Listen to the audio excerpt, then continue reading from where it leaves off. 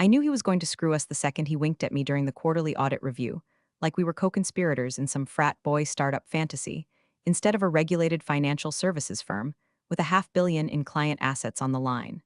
The audit room was freezing, one of those soul-sucking windowless tombs with flickering fluorescence and a faint smell of panic sweat baked into the carpet. I just finished presenting my findings: missing disclosures on 4 new vendor contracts, invoice irregularities from 2 consultants nobody had heard of, and internal control checkpoints that had been quietly deleted from the system logs. It wasn't just sloppy, it was radioactive. He leaned back in the chair like he was posing for a stock photo called Smug Leadership, tapped my binder with a chewed-up pen, and said, "You're cute when you're paranoid." Then, louder, so the 2 VPs in the room could hear, "We need to move faster, not slower. This isn't the sex daycare." And just like that, a month of forensic digging got reduced to a punchline in his one-man improv show. He didn't even open the binder, just flipped it shut and pushed it aside like it was a menu at Chili's. I stared at him for a beat too long. Not because I was shocked, God knows I'd been in enough rooms with enough executive egos to build a bingo card, because I felt something colder than anger slide through me. Something measured. Because what he didn't realize between his buzzwords and his boner for disruption was that I'd already logged this report in the compliance archive. Timestamped, indexed, backed up twice. And under Rule 21F17, I had exactly 30 days from his non-response before I was not just allowed but legally required to escalate. So I smiled, slow and polite, and said, of course, speed is everything. Hey, quick side note before we get deeper into this chaos. If you're one of the 97% of folks listening to this without subscribing, maybe hit that button. Seriously, it helps the team more than you know. We run on spreadsheets and spite over here, and every follow is a little victory dance in someone's cubicle. Now, back to the fire. I walked out of that meeting with my face frozen in the kind of corporate grin you reserve for compliance training videos and Christmas parties with open bars. I didn't go to lunch. I went back to my desk, locked my screen, and opened my oh, hell no folder. That's what I called it, privately, of course. Publicly, it was named Q3 Contingency Workflow Review, but inside was a growing collection of things that didn't smell right. Missing signatures, unusually fast approvals, vendor onboarding that skipped entire risk protocols. It had been building since the COO started pushing his agile overhaul, which apparently translated to doing whatever he wanted without documentation or review. I didn't go nuclear, not yet. I did what I always do: I documented everything, logged the date and time of our meeting, attached the formal binder report, and marked it unreviewed, no action taken. Then I sent a polite follow-up email to his assistant. Thanks for today's time with Mr. Walton. Please let me know if there's any additional input needed for Q3 compliance items. That's the trick, by the way. You don't escalate with exclamation points. You escalate with paper trails so tidy they make lawyers weep with joy. Then I called Megan.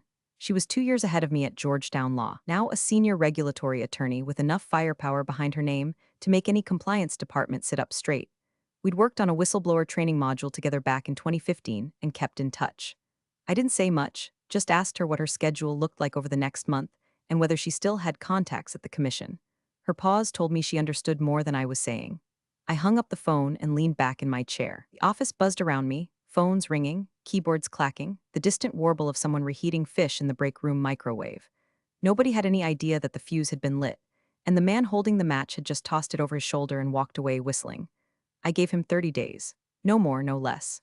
The sound of that binder hitting his desk echoed in my head for the rest of the day, flat, final, like a door slamming shut on common sense. I didn't storm out, didn't rage type a resignation email, or pull some corporate mic drop. That kind of drama burns fast and leaves you cold. No, I went back to my desk with the composure of someone who's been ignored before but never unarmed. First step, log the encounter. I opened our internal compliance system, which no one but 3 of us ever touched, and filed the summary report under Q3 external vendor risk flagged. In the comments, I typed presented findings to COO on date. No review or directive received. Escalation timeline begins per 21F17. Simple, factual, not dramatic. But if it ever came to it, and oh, it would, that line would be the first brick in the wall between me and legal exposure. I pulled out the actual SEC statute, printed it, and highlighted the relevant part in neon orange like I was studying for the LSAT again. I'd known the rules, of course. But there's a different energy when you're reading them not as a theoretical compliance drone, but as someone about to light the fuse on a real-world grenade. The language was clear: 30 calendar days. If no good faith investigation or remedial action occurred, I had a duty, not just a right, a duty to escalate. I remember sitting there, highlighter uncapped, watching a summer thunderstorm crawl across the skyline outside our office window. The sky had that sickly, pre-lightning green tint, and the air in the office felt too still, like even the HVAC system was waiting for something. I sipped my cold coffee, jotted the deadline on a post-it, day 31 escalation window. Then I stuck it behind my monitor, out of view from wandering eyes but close enough that I could see it like a shadow. Then I picked up my phone and called Megan. Now, you gotta understand, Megan isn't the kind of lawyer who does billboards or divorce court theatrics. She's the kind of woman who makes white-collar criminals sweat through their starched collars with nothing but a paused Zoom screen and a thin smile. We hadn't talked in almost a year. The last time was at a compliance ethics seminar, where we'd split a bottle of Merlot in the hotel bar and gossiped about who in our industry would be the next to end up on a Bloomberg ticker. She picked up on the second ring like she'd been expecting me. "Tell me you didn't finally snap and stab a VP," she said by way of greeting. "Not yet," I said, "but I need you to check something for me. I might be on the clock." She was quiet for about 5 seconds then. "You used his name in the file, binder, time-stamped, logged." Another pause. Then she said, "Jesus, okay, send me everything. Email nothing. Print and FedEx. Use my firm's P.O. box. I'll loop in Taylor. He's got contacts at the commission." Just like that, the gears were turning. Not fast, not loud, but quiet and heavy like the slow crank of a vault door. Megan didn't waste time with moralizing or fear-mongering. She understood what I was doing, what I had to do. When you work in compliance long enough, you stop being shocked that people cheat. What shocks you is how sloppy they get when they think no one's watching. I spent the next 4 days cleaning house. I reviewed every document the COO had touched in the last quarter, reran the vendor vetting reports, noticed that 3 shell companies had the same mailing address in Nevada and had been approved within 72 hours, no internal review, no conflict checks. I didn't flag it, not yet. I just copied the files, labeled them, and saved them to an encrypted drive I kept in my bag. I kept my face straight in meetings, took notes like always, nodded at his bad jokes like always. But internally, the temperature had dropped to freezing. I wasn't on the team anymore, I was the observer, the archivist, the one who watches the dam crack from the inside and just keeps measuring the pressure. And every morning when I got to my desk, I peeled back the post-it to reveal the countdown I'd scribbled underneath: 26 days, then 25, then 24. Each number was a quiet drumbeat in my chest. And he, still blissfully clueless, strutted through the halls with a coffee mug that said "hack the system." Ironic, the system was about to hack him. By day 23, the circus had gone full tilt. The coup, Mr. Speed is everything, was now rolling out new vendor relationships like he was Oprah giving away cars. You get a contract, you get a contract. Only instead of vetted, insured partners with 5-year track records, we were suddenly onboarding shell LLCs with Gmail domains and misspelled invoices. One company billed us for cybersecurity integration. Another listed their main office as a P.O. box in Delaware, next to a vape shop. I watched it all happen like I was trapped behind glass. Legal didn't blink. Finance rubber-stamped the checks. Procurement asked no questions. Why? Because the COO had reframed compliance as a bottleneck. Nobody wanted to be the one slowing things down in Phase 2 optimization. His words, not mine. The man had turned buzzwords into a second language. But behind that smooth-talking exterior was a man who either didn't know what the hell he was doing, or worse, did and didn't care. The final nail came wrapped in a bright red email from Cassie, one of the junior compliance analysts on my team. Subject line: new vendor, possible risk flag? She was green but smart. Midwestern precise, still thought ethics mattered. Her message was cautious. "Hi, just noticed the latest onboarding doesn't have a signed conflict disclosure and their SOC2 cert is expired. Should I hold or escalate?" My fingers hovered over the keyboard. For a second, I wanted to tell her everything. That I was building a case. That she should run, document, whistleblow, hell, scream. But that would have compromised everything. You can't light a match in a gas leak and then act surprised when the room goes up. So I typed back, "Good catch. Document everything. Don't raise alarms yet. We'll loop back shortly." She replied within a minute with a relieved "got it," like I'd handed her an umbrella in a storm. I hadn't. I just told her to sit still and let the flood come, but I didn't have another option. Every early warning sounded too soon might spook the herd, or worse, alert the predator. I started backing up everything. I mean everything. I pulled the full email thread from procurement's last approval cycle, where a vendor with 3 employees and a 6-figure retainer got greenlit in 12 hours. I downloaded the version histories from the internal audit logs where someone, I'll give you one guess, had manually deleted "red," requires escalation tags, and replaced them with "pending review." I made a complete archive of Slack messages, contracts, timestamps, metadata. I even screenshotted changes made during off hours by his executive assistant, who suddenly had clearance to override budget caps. You don't get dramatic when you build the archive. You get obsessive. Folders within folders. Q2 vendors, Q2 approvals, Q2 overrides, Q2 deleted flags. I went back into the shared drive and copied the COO's infamous roadmap to agility slide deck, the one where he proudly claimed, "Regulation is a mindset." I nearly put that on a coffee mug. Instead, I saved it to my encrypted USB under the folder name Exhibit A, Idiocy. Outside my cubicle, the company buzzed with fake momentum. New vendor welcome emails, new digital dashboards, new logos on the partnership page of our website. It looked slick, polished, like we were modernizing at lightning speed. But it felt like watching a polished luxury condo go up overnight, knowing the cement was poured with tap water and prayer. Every time I clicked a file, I could feel the pressure in my chest tighten, like I was taping a firecracker to a landmine and hoping nobody kicked the floor. And the COO, he strutted through the building like a man auditioning for his own biopic. Handshakes in the hallway, pep talks in the elevator. Think bigger, he told a group of interns, as if ambition could cover fraud like drywall covers mold. At day 20, I added a new folder, chronology. In it, I started compiling everything in a clean, linear timeline: emails, approvals, changes, flags ignored. I'd already planned how the narrative would unfold if it had to, a clean sequence of decision, deviation, and damage. Because that's what whistleblowing is. Not shouting, not rage. It's the cold clarity of pattern recognition. And I was staring at a pattern so bold it practically screamed. The Q2 all-hands meeting opened with thumping corporate music that sounded like a pharmaceutical commercial for optimism. You know the kind? Generic guitar riffs, synth swells, and that faint, sickly cheer that tries to make cost-cutting sound like a trip to Disneyland. The whole company was crammed into the multipurpose room, sipping lukewarm coffee from paper cups, staring up at the Jumbotron, where the COO stood bathed in LED blue light like some prophet of productivity.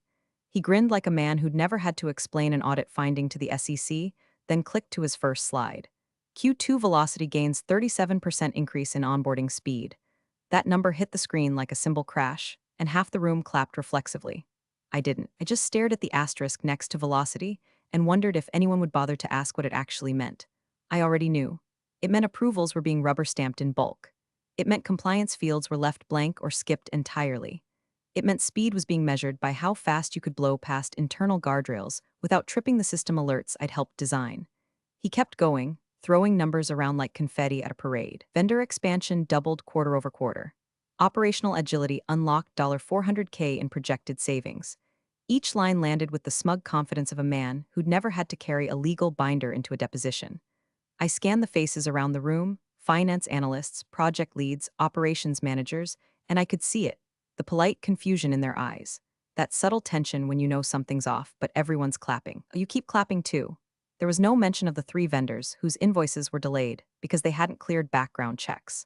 No mention of the unpaid regulatory filing fees that had been pushed to Q3 for optimization.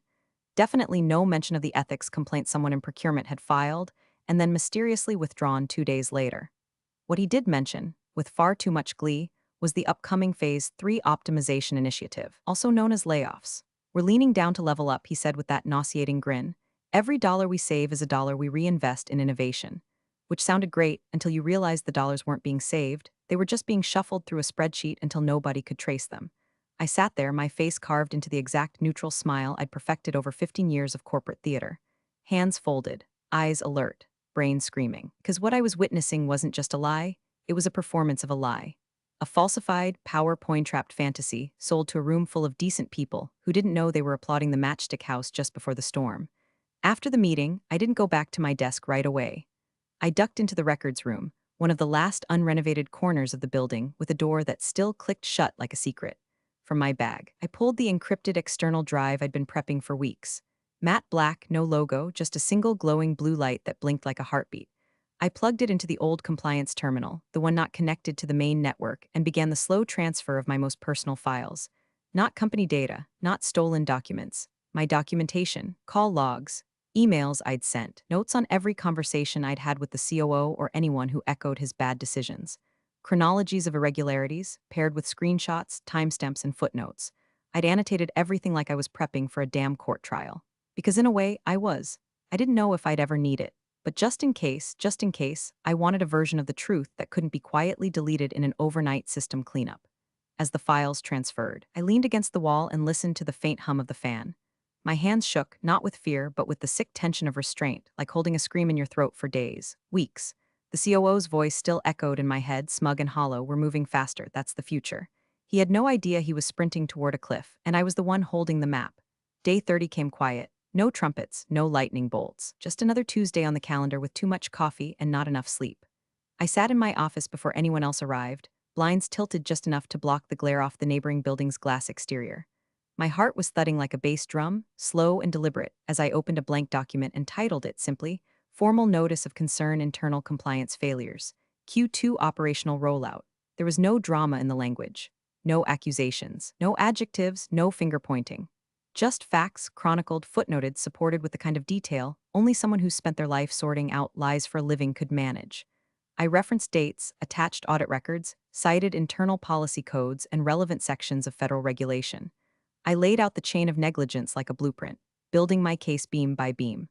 I wrote like I was documenting a crime scene because I was. The summary section was just 2 lines.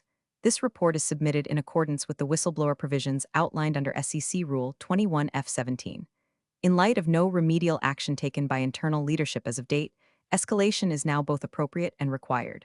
By noon, I'd printed the file, bound it, and slid it into a padded envelope. I left the office during lunch hour, made a detour to the post center 2 blocks down, and shipped it express to Megan's law office. I didn't eat, didn't speak, didn't stop walking until I was back at my desk like nothing had happened. Day 31, she filed it officially, with names, with evidence, with teeth. I found out from a single word she texted me at 8:12 a.m. Sent, that was it. No emojis, no call, just confirmation that the switch had been flipped and the fuse now burned beyond my control. There's a strange stillness that settles in when you realize you've crossed a point of no return. It's not relief exactly. It's not even fear. It's something colder, an alertness, like your whole body is waiting for the next move and has no clue where it'll come from. I poured myself a fresh cup of coffee with hands that only trembled slightly, walked into the morning briefing, and nodded along as the COO rattled off his usual nonsense. He had no idea, not a clue. Megan's advice was blunt and absolute. Do not engage. Do not warn. Let the system work. You've done your part, now stay silent and protected. So I did. I smiled in meetings. I updated files. I even complimented procurement on their latest supplier spotlight initiative, knowing full well that 2 of those vendors would soon be flagged in an external audit. I played the part so well I almost forgot what was happening behind the scenes, until I'd catch sight of my post-it note, now just a blank square where the countdown had ended. Coworkers chatted about weekend plans, client calls, new espresso pods in the break room. Meanwhile, somewhere in a regulatory office, a very different conversation had begun. One with legal departments, one with subpoenas, one with consequences, and still the COO preened. Still made jokes in the hallway. Still sent all staff emails about embracing velocity and eliminating drag. He thought the machine was speeding up. He didn't know the brakes had failed and the wall was getting closer. That night I went home and poured a glass of wine I couldn't taste. I sat on my couch in silence, watching my inbox just in case something blew early. But it didn't, not yet. That was the thing about this kind of justice. It moved slow. Until suddenly it didn't. By day 36, the air changed, not visibly, not dramatically, just different, like the tension right before a thunderclap where the clouds haven't cracked but the pressure in your bones tells you to duck. It started with a calendar invite. Subject, review vendor onboarding protocols. Sent by legal. No details, no agenda. Just a location, conference room 7A and 3 attendees. Me, one of the internal counsels I hadn't spoken to in months, and a junior analyst from accounting I barely knew. The last time we'd had a cross-departmental sit-down like that, it was after a phishing incident that cost us $80K. I showed up 5 minutes early. Old habit. Legal walked in late, eyes heavy, smiles thin. They asked routine questions, but their tone wasn't routine. Do you know who approved the vetting changes in April? Was compliance looped in on the SOC documentation gap? Do you say the COO directly overrode internal checkpoints? I answered carefully, just the facts. No spin, no speculation. I didn't flinch when they took notes. Didn't react when they asked for copies of my previous audit logs, specifically the ones I'd marked pending leadership review.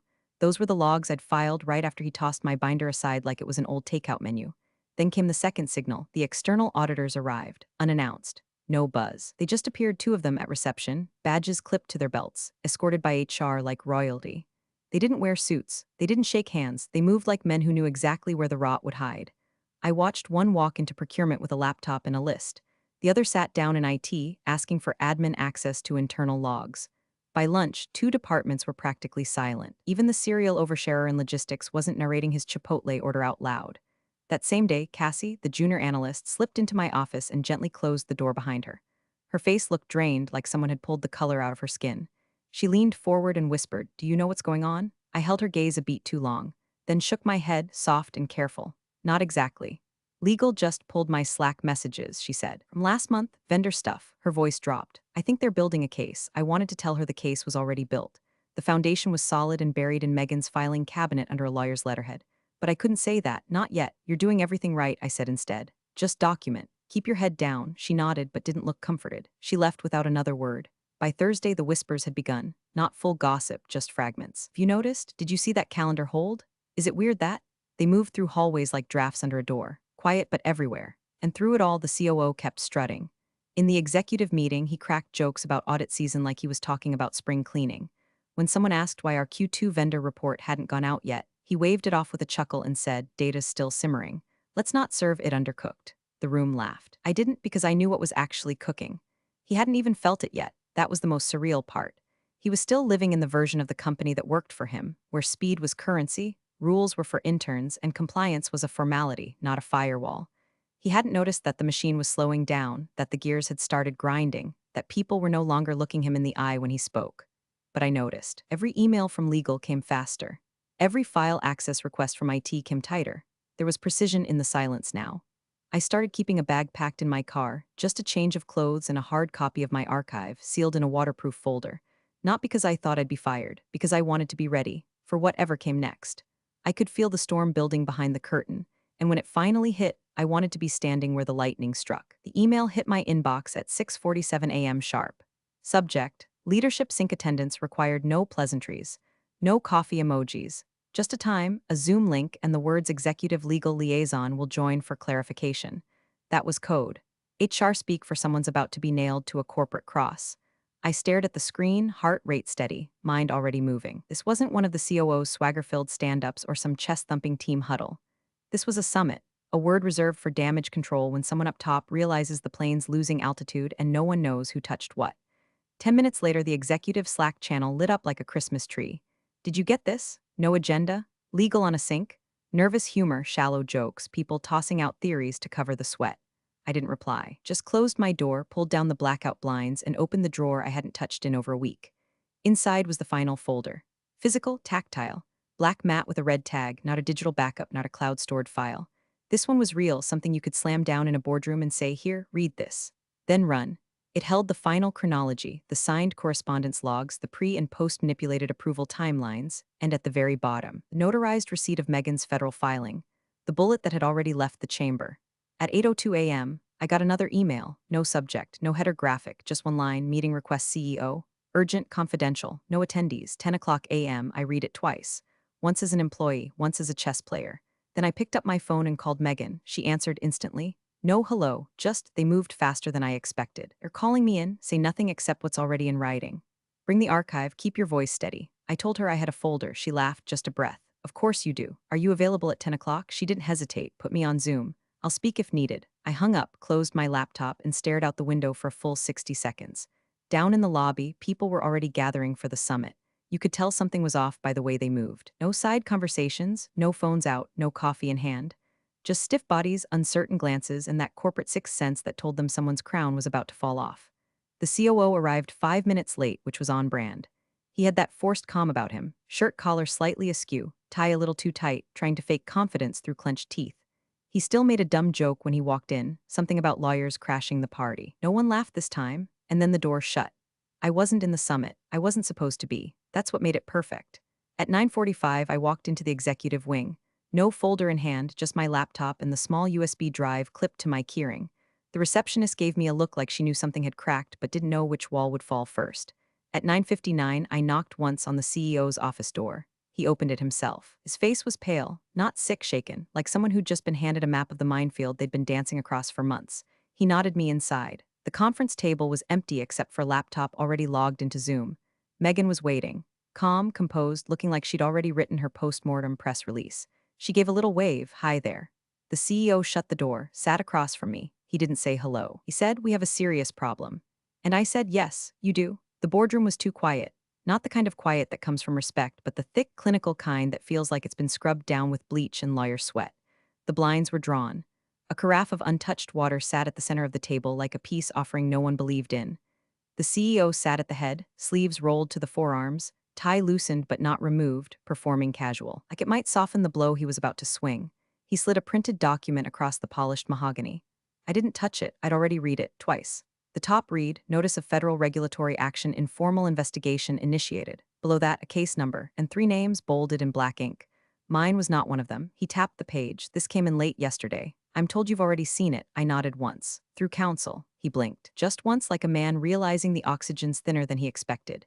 You filed this? I didn't answer. Instead, I turned my laptop toward him and opened Zoom. Megan was already waiting, camera on, framed in soft office light with a cup of black tea beside her and a legal pad like a weapon. Her presence hit the room like a fire alarm. No raised voice. No drama. Just the sound of something important starting. Good morning, she said smoothly. My name is Megan Price, counsel for the reporting party. The CEO gave a clipped nod. We were hoping to resolve this internally. I'm sure you were, Megan said, without blinking. However, my client followed internal protocol. She filed a formal internal compliance report on May 3rd, which received no acknowledgement nor corrective action. As outlined under Rule 21F17 of the Securities and Exchange Commission Whistleblower Program, she was then legally required to escalate externally. That timeline was met exactly. Her documentation is complete, time-stamped, and immutable. The CEO shifted in his chair. You could have brought this to me directly. I advised her not to, Megan replied, her voice a velvet scalpel. Because history suggests your organization has a pattern of insulating itself rather than correcting internal misconduct. That's not just opinion, it's now an item under review. He looked at me then, really looked, not the polite glance of a superior managing an underling. This was something slower, uneasy. Why did you come to me? He asked again, quieter this time. I folded my hands on the table because you promoted him. He sat back. Megan continued, to be clear, my client has not violated any company policies. She retained only personal documentation. She shared no proprietary files, no client data, no internal IP. She has cooperated fully with regulators, and in exchange for her full transparency and assistance, she has been granted a provisional immunity deal under federal whistleblower protection statutes. The word immunity cracked through the boardroom like a thunderclap. I watched it register. This wasn't a rogue act, this was chess. And the king just realized he'd been in check for 4 moves. The CEO stared down at the printed letter again. I wondered if he'd read it fully or just skimmed the summary like so many execs do when they think titles matter more than facts. You could have cost us everything, he muttered, but not to me, to the air. Megan didn't let that slide. No, Mr. Halbridge, he did. Silence swallowed the next 30 seconds. Then, what do you want? I could have said a dozen things, a promotion, a raise, an apology. Instead, I slid my own folder across the table, clean, organized, labeled. This is everything I've compiled. No copies remain, it's yours now. The regulators already have what they need. What happens internally is your choice. He stared at it like it might explode. Megan added, my client requests immediate reassignment away from the impacted division, preferably to compliance oversight or special projects. No demotion, no retaliation. You'll receive that in writing within the hour. The CEO didn't argue, didn't posture, didn't say thank you. He just nodded once, slow. And for the first time in all my years working under him, he looked small. And I, quiet, professional, unmoved, looked like exactly what I'd always been. A woman who documented everything, because it wasn't personal, it was policy. The news broke on a Wednesday.